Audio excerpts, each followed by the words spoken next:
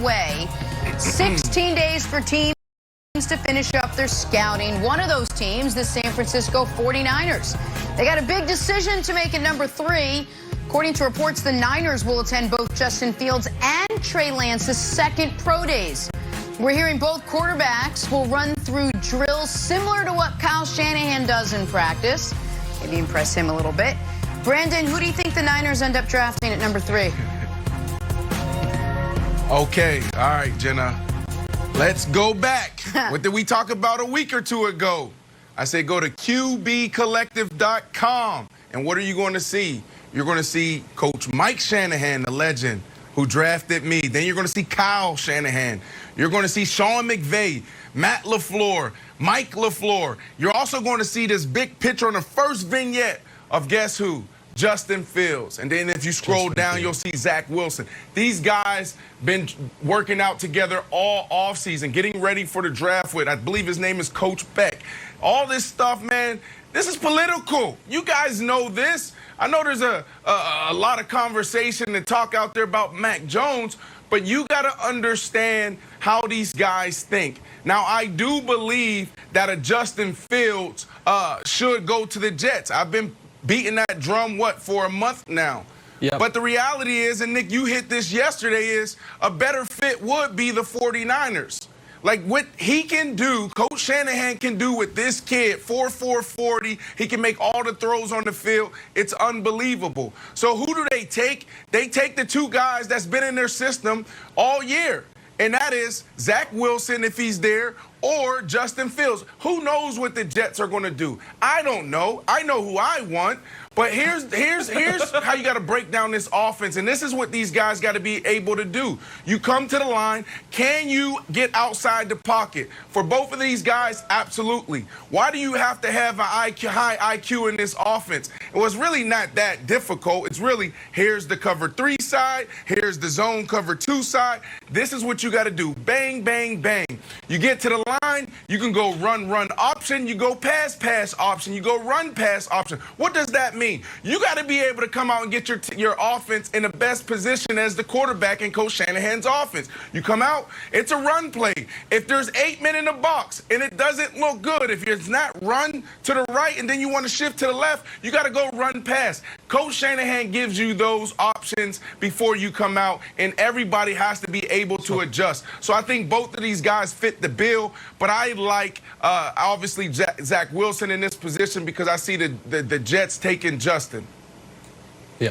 Okay, but that's, again, Brandon was all head and then heart at the very end. All head, all analysis, and then at the very end, he couldn't quite pull the trigger. He's like, no, my Jets with Justin Fields.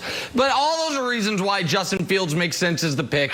I also think there is an argument to be made, like for Trey Lance, and the argument is the upside argument. The argument is this is this uncut gem that, after a year of studying under Shanahan, backing up Jimmy G, he then could come on and explode in a Mahomes-esque fashion. I get that argument.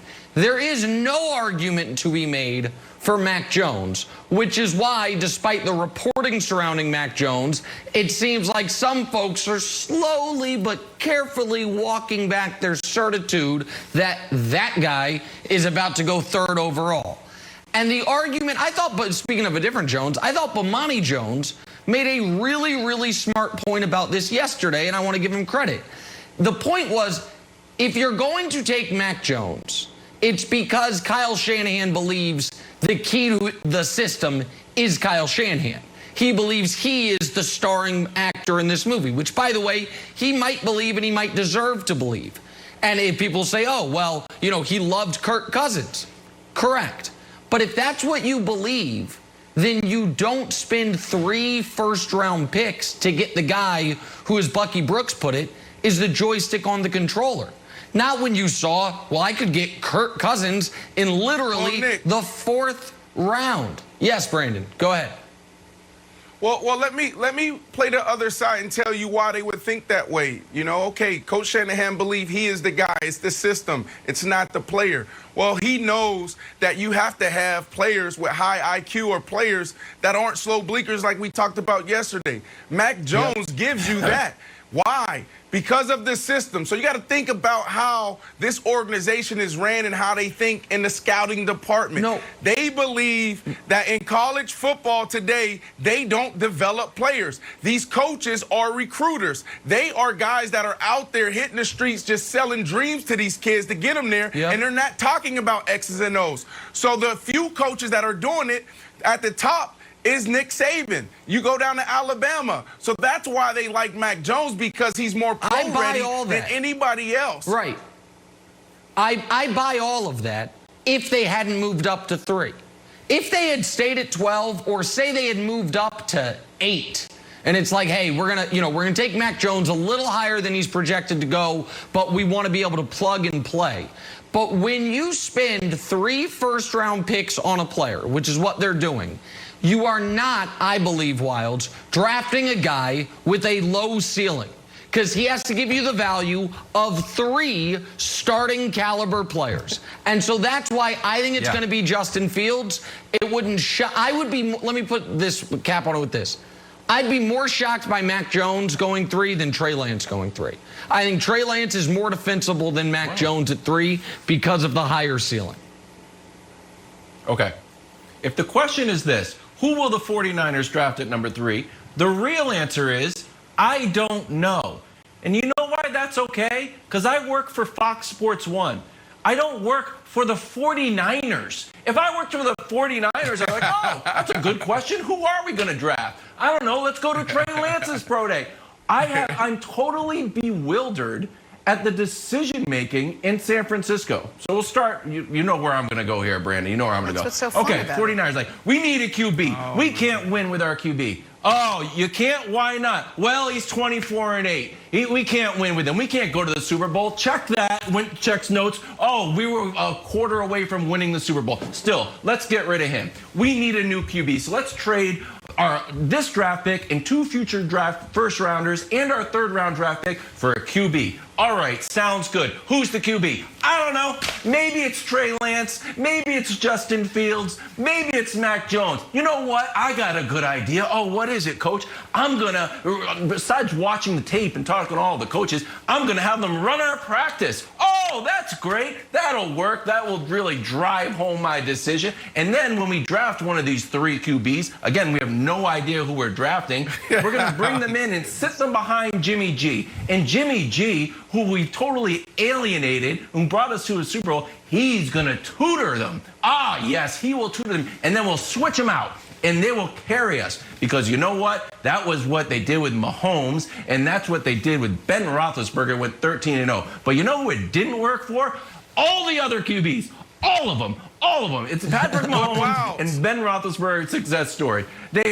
I'm bewildered. Maybe they got it all figured out, but it's very confusing from the outside, Brandon.